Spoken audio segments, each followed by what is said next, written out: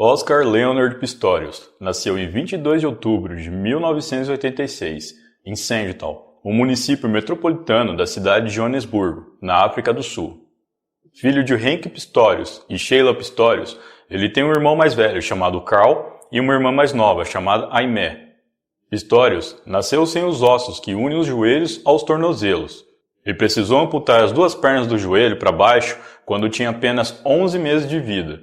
Por conta disso, ele teve que aprender a andar com próteses desde muito novo. Ainda na infância, seus pais se separaram e ele ficou morando com sua mãe Sheila. Porém, quando ele tinha 15 anos, sua mãe faleceu e ele e seus irmãos passaram a morar com os avós paternos.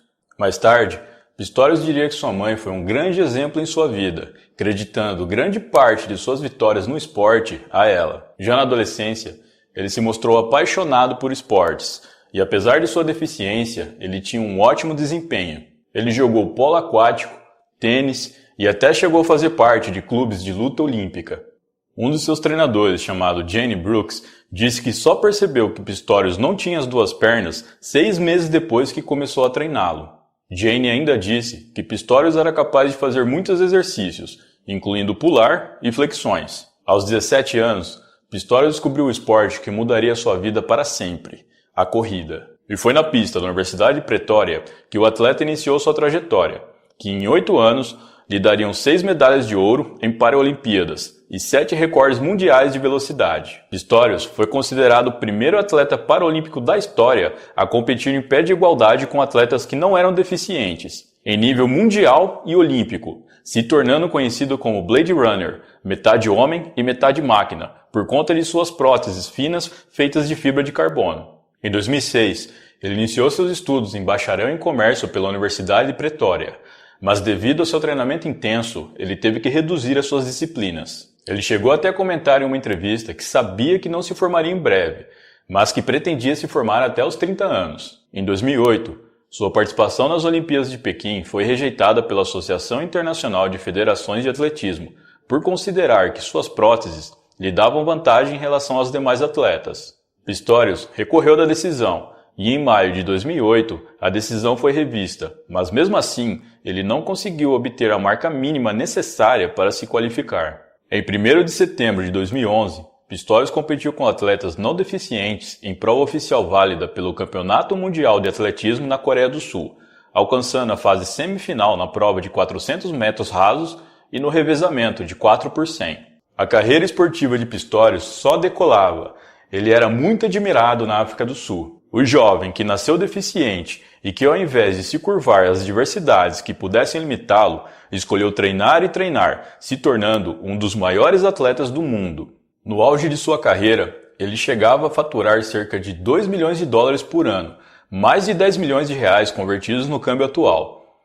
Ele morava em uma mansão luxuosa, localizada em um dos bairros mais caros da cidade de Pretória, a capital executiva da África do Sul. Em novembro de 2012, Pistorius assumiu seu namoro com a modelo sul-africana Reeva Steenkamp.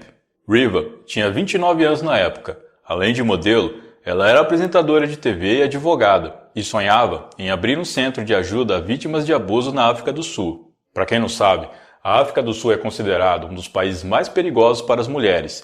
É estimado que mais de 500 mil mulheres são violentadas todos os anos por lá, e apenas 55 mil fazem a denúncia.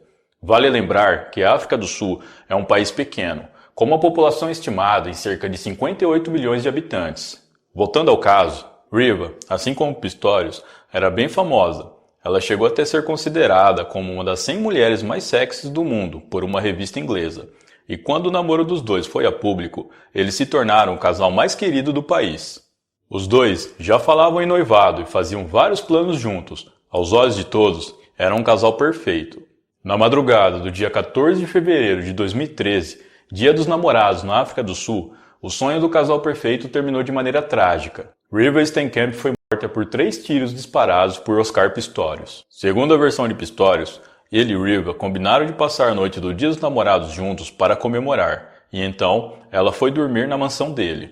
Após comemorarem, os dois foram dormir, e no meio da noite, Pistorius acordou e se levantou para colocar o ventilador para dentro e fechar a porta da sacada. Nesse momento, ele alega ter ouvido um barulho vindo do banheiro.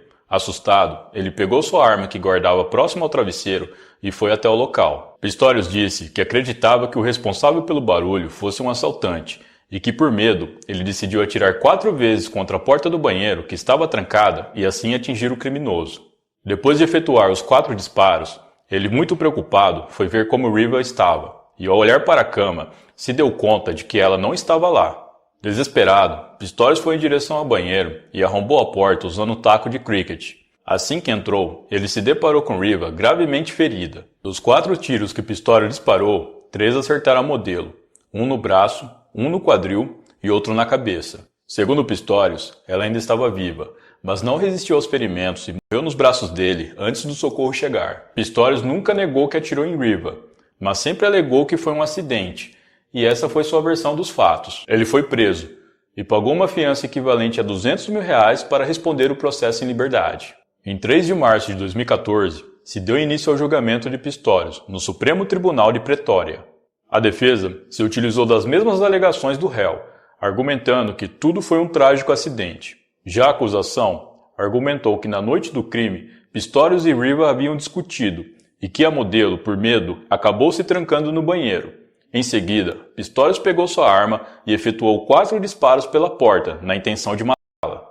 Para corroborar essa teoria, a acusação apresentou depoimentos de vizinhos do réu, que disseram ter escutado uma forte discussão e em seguida ouviram 4 disparos de arma de fogo. O promotor chegou a mostrar fotos de Riva morta, e Pistorius se recusava a olhar e chorava compulsivamente, chegando a vomitar algumas vezes durante a audiência. Um detalhe que chamou a atenção da perícia foi que o estojo da arma estava ao lado esquerdo da cama, junto com os chinelos e a bolsa de Riva. Para o promotor, seria impossível Pistorius pegar a arma e não perceber que sua namorada não estava na cama.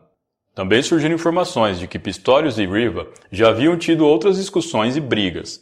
E mensagens de textos enviados do celular da modelo mostram que ela tinha medo das mudanças bruscas de humor do atleta, e ele já tinha se envolvido em pelo menos outros casos de agressão e disparos de arma de fogo. Em um desses casos, ele foi preso por agredir uma jovem em uma festa.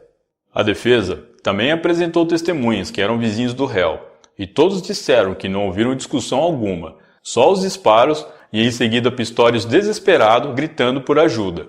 Johan Stander, uma das testemunhas de defesa e também o primeiro a chegar na cena do crime, afirmou à corte que Pistorius estava desesperado tentando salvar a vida de Riva logo após a tragédia. Ele também chegou a afirmar que acredita que o crime foi um trágico acidente. Ainda durante o julgamento, uma psiquiatra foi chamada para avaliar Pistorius. Segundo ela, o réu sofria de transtorno de ansiedade devido a traumas que enfrentou em sua infância e que esse distúrbio teria sido fundamental para que ele disparasse contra a namorada. Em 12 de setembro de 2014, Pistorius foi considerado culpado de homicídio culposo, quando não há intenção de matar, e em 21 de outubro do mesmo ano, ele recebeu uma sentença de 5 anos de prisão.